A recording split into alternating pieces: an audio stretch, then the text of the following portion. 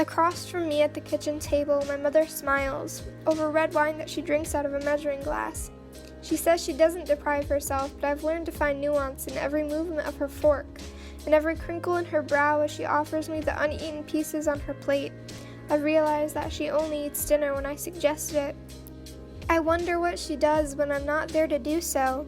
Maybe this is why my house feels bigger each time I return. It's proportional. As she shrinks, the space around her seems increasingly vast. She wanes while my father waxes. His stomach has grown round with wine, late nights, oysters, poetry. A new girlfriend who is overweight as a teenager, but my dad reports that now she's crazy about fruit. It was the same with his parents. As my grandmother became frail and angular, her husband swelled to red round cheeks, round stomach, and I wonder if my lineage is one of those women shrinking, making space for the entrance of men into their lives, not knowing how to fill it back up once they leave. I have been taught accommodation. My brother never thinks before he speaks. I have been taught to filter. How can anyone have a relationship to food, he asks, laughing, as I eat the black bean soup I chose for its lack of carbs. I want to say we come from difference, Jonas. You have been taught to grow out. I have been taught to grow in. You learned from our father how to emit, how to produce, to roll each thought off your tongue with confidence. You used to lose your voice every other week from shouting so much. I learned to absorb. I took lessons from our mother in creating space around myself. I learned to read the knots in her forehead while the guys went out for oysters.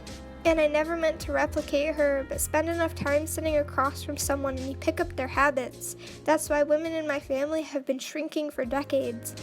We all learned it from each other, the way each generation taught the next how to knit, weaving silence in between the threads, which I can still feel as I walk through this ever-growing house. Skin itching, picking up all the habits my mother has unwittingly dropped like bits of crumpled paper from her pockets.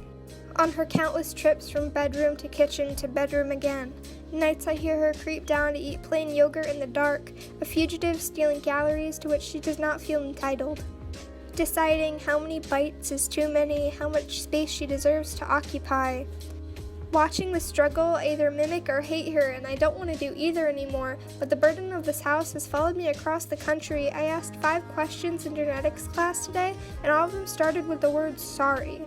I don't know the requirements for the sociology major because I spent the entire meeting deciding whether or not I could have another piece of pizza, a circular obsession I never wanted, but inheritance is accidental. Still staring at me with wine-soaked lips across from the kitchen table.